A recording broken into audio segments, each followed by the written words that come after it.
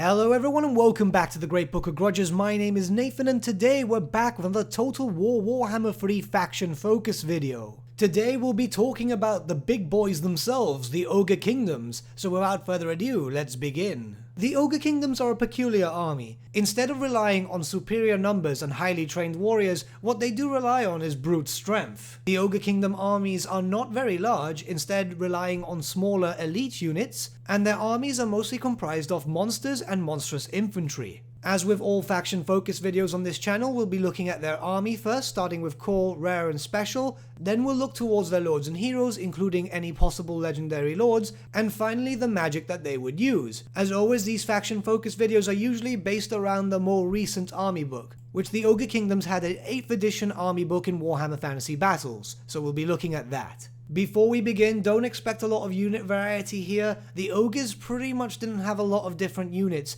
but trust me, that in no way, shape or form actually makes them any weaker. So with that, let's start looking towards their core units. First up, we have the standard Ogre, more commonly referred to by the tabletop fans as the Ogre Bull.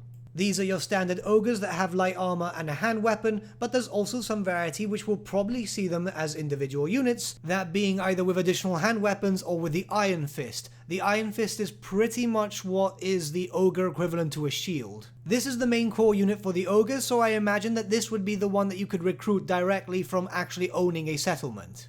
Next we move on to the Iron Guts, another unit of ogre bulls, but this time wearing heavy armor and wielding great weapons. What's more terrifying than a massive ogre? A massive ogre with a weapon double his own size. In terms on how you would use this unit, it would essentially be used the same way as the standard bulls. These are your basic frontline units and they should be able to take the damage. For our third and final core unit, it's actually one that isn't a monstrous unit. These are the Noblars. These are tiny little greenskins that essentially act as slaves and food for the ogres.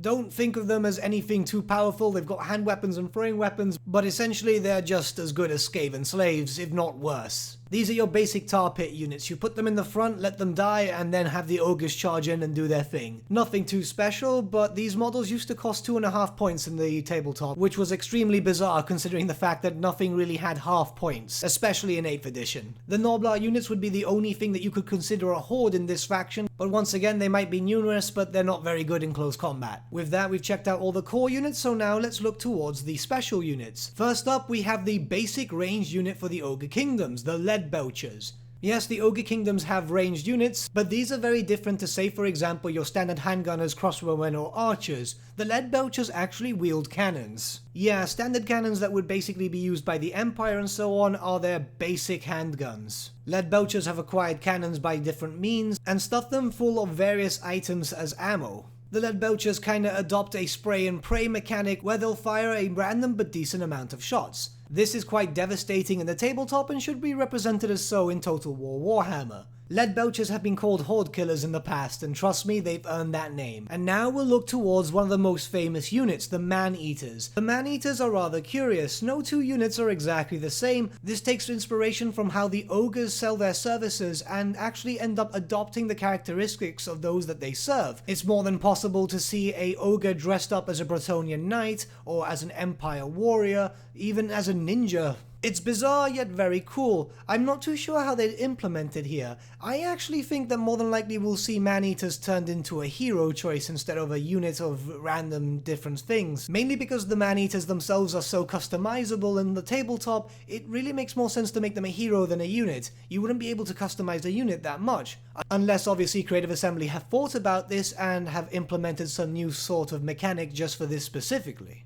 And now we look towards the Sabre Tusk pack. These are your War Machine Hunters. These are the fast-moving units that can go undetected as your main force deals with the main army. In a very similar sense, this unit could be used in the same way as the Chaos Warhounds are used, but the unit would be much smaller than that of the Chaos Warhounds and would be a lot tougher too, so you could actually use it to charge straight into your enemies. And now the Yetis, a personal favourite of mine. For all intents and purposes, treat them like trolls, however they're much faster. Yetis are fast, very durable, and can throw a flurry of attacks. The big problem is that they do have the flammable special rule, which means that they will take a lot of damage when it comes to fire damage. The Yetis do have a special rule which is quite interesting, known as the Aura of Frost. This is a basic aura buff that benefits them greatly, where enemies in melee combat against them would actually find it harder to hit them. Honestly, I see this unit as another war machine hunter, but it could also work as a great flanker too. Next up is the Morn Fang cavalry, their monstrous cavalry unit, which is extremely fast, very potent on the tabletop in terms of damage, and should represent this so in Total War Warhammer. The Morn Fang cavalry are a staple unit in the Ogre Kingdom army. Ogres themselves are very potent, now imagine them on giant monstrous beasts that can rip apart enemies with no problem. Here we could see 3 variants of the unit, the standard one with light armor and hand weapons, then maybe with iron fists too, and with great weapons. This would be one of the few cavalry units that do not have lancers, so they'd have to have a few different variants just to make them sort of competitive. That being said, the Morn Fang are extremely destructive. I've said it before and I'll say it again, mainly because I've played against them many times on the tabletop and I've seen what they can do to hordes. But lastly, we look towards the Gorgas. The Gorgas themselves are actually ogres. These ogres were born with birth defects and thus are treated no better than animals. It is because of this that their mental state actually deteriorates to that of an animal. Gorgas are extremely ravenous and they feel no pain nor fear. They are unbreakable units who are also ambushers. These are fast moving too and also work as war machine hunters, but the main reason you'd want these in your army is just to throw them at your enemy and just keep your enemy busy. Seeing as they're unbreakable, you won't have to worry about your enemy spreading out. With that, we've looked at all the special units and now we look towards the rare ones. First up is the Noblar Scrap Launcher. The scrap launcher itself is a basic catapult. What really sets it apart from others is it's pulled by a giant Rhinox, meaning it's quite movable. The Rhinox itself is very durable and very powerful in close combat, so it can pretty much protect itself. Think of this as a very heavy duty chariot that moves around with a stone thrower. Its ammo itself isn't really a group of rocks, it's actually just a bunch of metal items, so it should have a very large radius of damage, just very inaccurate. And now we move towards the Iron Blaster. Once again, another chariot pulled by a Rhinox, but this time it is manned by ogres instead of Noblars, and it pulls a gigantic cannon known as the Cannon of the Sky. To call this a basic cannon would be pretty much lying. This should be a wall breaker. This should actually be able to fire directly at walls and smash down walls after a few shots. The cannon itself should also have no problem taking down big beasties such as giants and so on. While we're on the topic of giants, giants also do feature in the Ogre Kingdom army, and they'll also more than likely be featured in the Total War Warhammer 3 version of the Ogre Kingdoms. Before people start complaining that this is a reskin unit, it's essentially a reskin unit, but it actually did feature in a lot of armies. It's just how it was. Now we look towards the Stone Horde. These are fast-moving, extremely powerful, terrifying monstrosities which act as mounts for the Ogre Kingdoms. The Stone Horns are extremely durable in close combat, and given the fact that they're also large, monstrous beasts, it makes them the perfect unit to throw into the front line.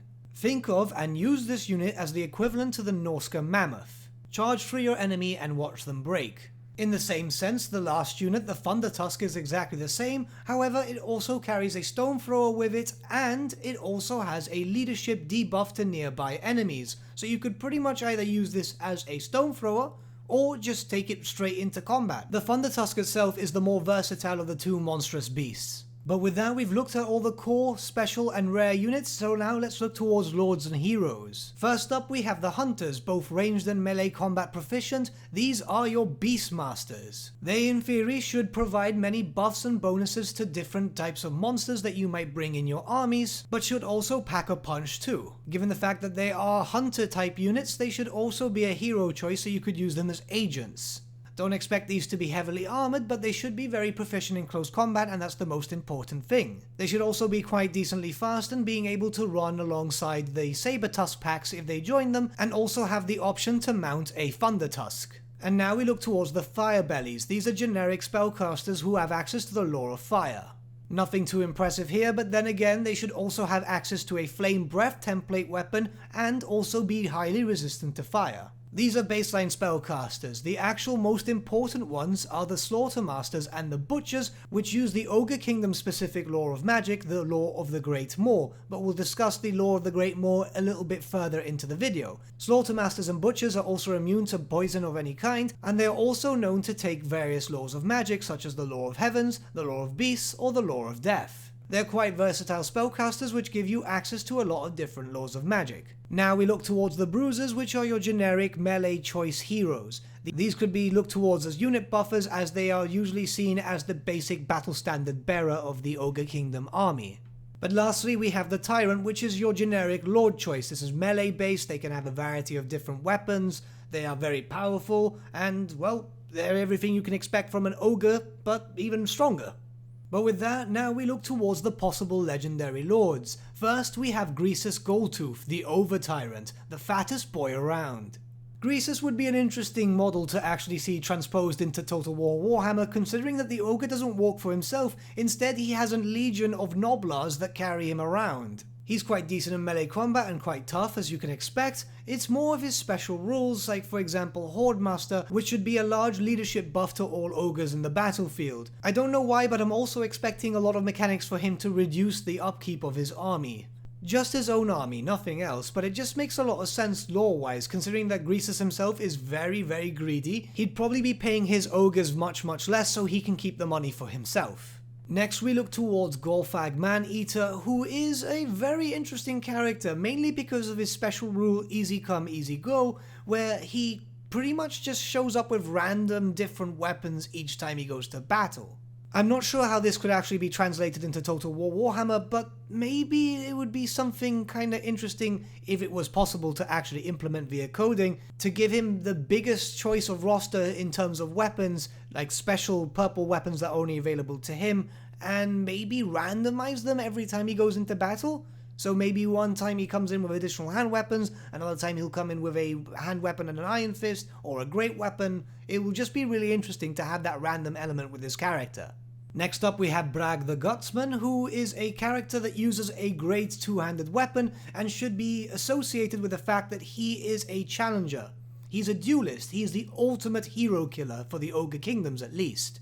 This would probably be a legendary hero, and it would make sense for him to be a legendary hero. You can have him assassinating lords and so on, or you could have him in the battlefield just dueling anything. The character itself looks amazing, and it is actually pretty fun to see on the tabletop. I've seen him kill many a potent lord before. And lastly, for named lords and heroes, we have Skrarg the Slaughtermaster, an absolute powerhouse of a wizard. Skrarg himself is a potent spellcaster in the lore of the Great Maw, is equipped with two-hand weapons making him quite versatile in melee combat, and also has a very special item known as the Cauldron of the Great Maw, which the more kills he would rack up, the more he would actually buff up Gorgas. So it can be imagined that if you're playing as Skrarg the Slaughterer, your army composition would have a lot of Gorgas into it. The Cauldron itself buffs up the Gorgas in a variety of ways, such as giving them extra attacks, giving them regeneration, or even hatred.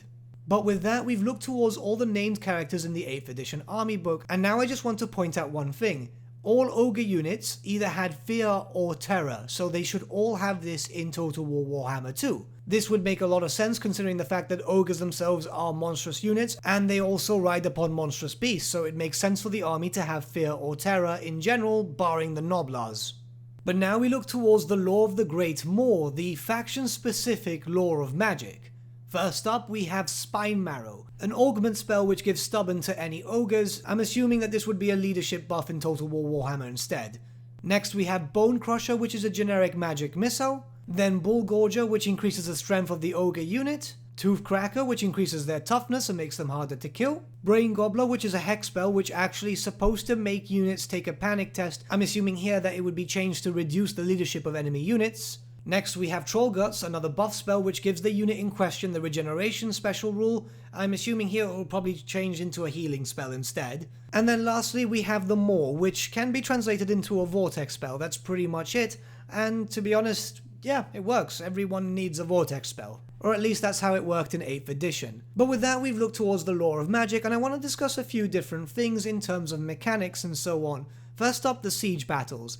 Yeah, so most of the ogres themselves are monstrous infantry and, well, monstrous cavalry. Very few units, well, pretty much just the noblars, are not considered that, which means that only the Noblars themselves would be able to use siege weaponry such as battering rams, ladders, or siege towers, which can be presented as a bit of a problem, but here's where I see things differently. So it could be possible that we'll see a special type of battering ram for the ogres, but it makes no sense for ladders or for siege towers. Naturally, the ogres will have the siege attacker rule anyway, but I want to see them being able to do more damage to gates, because it makes more sense. And obviously the big stuff, like for example the stone horn, the iron blaster and so on, should be able to break down walls. Siege battles are currently not very fun in Total War Warhammer, and if the ogres will have to just force themselves through the gate entrance, it would be a bit of a problem. I think many ogre players would just randomly quit games if they were forced into mostly siege battles in late game, because everyone would have walls already. The last thing I want to talk about is the Ogre Big Names. This is something that they could take by spending some points on their point limits,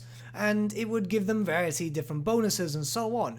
Here I'm seeing it as more of a case that maybe once you hit a certain level, you're able to spend one skill point to be able to actually pick a big name. Once you've made your choice, all other choices are then locked, and that's it. This would actually be a very interesting way on how to make all your lords and heroes quite unique, so I for one am all for it. But if this does get implemented into the game, I have to pay attention when I start allocating skill points, because I sometimes make silly mistakes all the time because I'm just not paying attention. But we come to the end of our video. What do you guys think about a Ogre Kingdom faction being playable? More than likely it's going to be in game 3, but what do you guys think? Are these units enough, or are there other units from older editions or different supplements that you think should be implemented with this army? Let me know your thoughts in the comments below, and let's start a little bit of a discussion, shall we? But with that, my friends, we've come to the end of our video. Thank you so much for watching. If you did enjoy the video, might I suggest giving the video a like, or even subscribing to the channel, as it really does help us out. In the description below, we have various links to different social media platforms such as Facebook, Instagram, and Discord, where you can get in contact with the Great Book team and talk to us about Warhammer, either the tabletop or the Total War series, or pretty much just about anything. Also in the description below, we have an affiliate link with Element Games where you could buy loads of hobby-based products, not just Warhammer, for 10 to 25% off. Purchasing using our special link and also our special code, which is also in the description, supports the channel at no extra cost to you, which we think is rather cool. A big thank you to our patrons. Your support means the world to us. Honestly, it blows our mind that people want to help a small channel grow and get to a higher level of content. And a special thank you to our patron Gibraltar LUSC for subscribing to us at our fame level. Honestly mate, you're super cool. And obviously a big thank you to all of you for liking, sharing, commenting on the videos. Honestly, the channel's growing incredibly fast lately and I don't understand why. But it's amazing to be able to talk to loads of Warhammer fans across the globe. Either for the tabletop or for Total War Warhammer or all the other many awesome games that have been released. But with that, my friends, thank you for watching once again, and we shall see you all again very, very soon. Have a good day.